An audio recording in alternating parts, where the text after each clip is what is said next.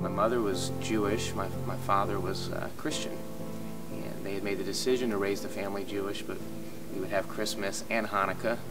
We did go to synagogue, and actually I had a bar mitzvah at 13, so for the first 13 years of my life, that was my my upbringing. I was baptized Catholic as an infant and never really had a relationship with the Lord. Didn't go to church. It was just I knew he existed, but as a young child, my parents just they didn't practice, so he was kind of a unknown existence. So I ran away from there. I met a friend that I knew from the street, from where I was from, and ran away from the foster home, and ended up getting caught and then sent to a reform school. And they wanted me to learn discipline, I guess, and I believe it was the wrong kind of discipline. It was a lot of anger, and it just seemed abusive, really abusive and hateful there. When I left there, I couldn't cry anymore, I couldn't laugh, I couldn't feel. All I felt was this inner hatred bad.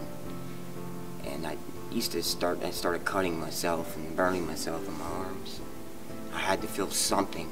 I didn't even feel like I was alive anymore. From my perspective, I really didn't need to do anything. I was a good guy, came from a good family, no tragedy to speak of. I mean, I was sort of invincible. I mean, who needs God?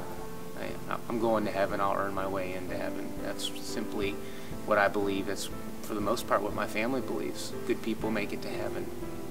So much like my childhood, my marriage was the same, where there was no third party, there was no relationship with the Lord, there was no cornerstone of our relationship that was grounded in faith.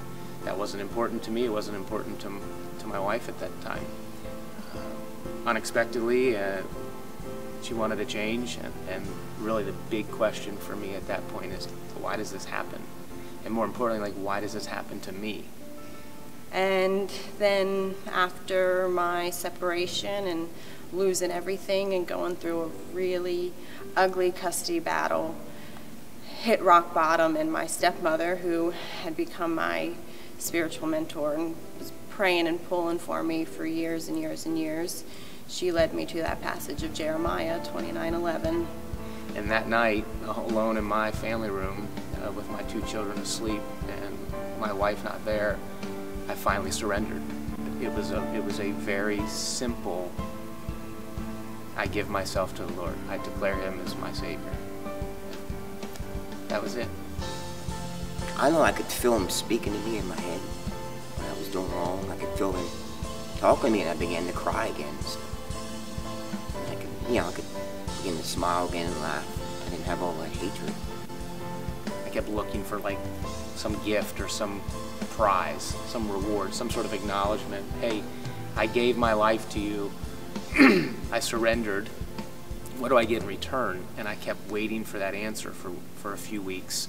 And really what I realized the answer was, he gave me myself back, because I had completely lost myself. Life has continued. That, the custody battle's over, but we still have this everyday struggle. Not having my son with me today is just, it's heartbreaking. I don't know, I read my Bible every day, I pray, and I don't want to ever slip away from Jesus again. I told him I was sorry that I ever slipped away to begin with, and I never ever want to fall away from him.